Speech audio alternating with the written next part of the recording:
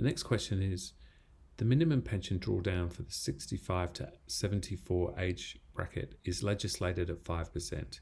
However, due to COVID-19, this has been reduced to 2.5% for this financial year and next financial year. I've already withdrawn the required 5% for this financial year, but would prefer to have withdrawn 2.5%. What are my options to either reverse half of the payment for this financial year or count it towards next financial year? So this is a question that's come up a lot, I must say. The simple message is pension payments can't be recategorised. If it was a pension payment when it was made, it is still a pension payment.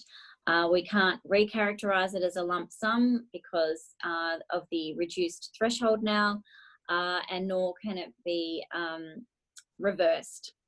So history cannot be changed, in short. The options, therefore, that have been raised with us are the obvious ones. So you can obviously commute your pension if you don't want to make any further pension payments, and you must make sure that you do that formally through documentation and reporting that to us via your TBAR.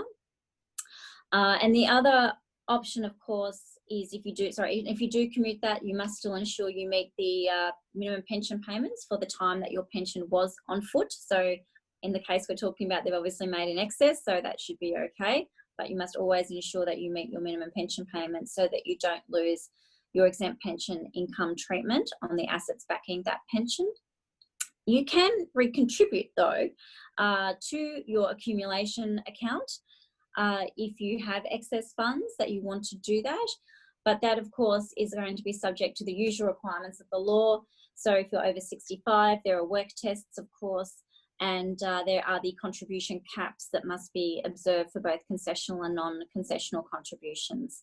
So sadly, no real solution.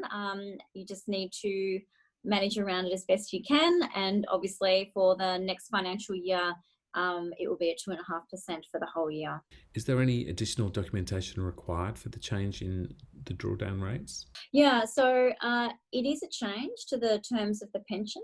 So there does need to be formal documentation between the member and the SMSF trustee of the member requesting that their minimum pension be reduced, their pension payment be reduced to the 2.5% in order that the trustee can then act on that request.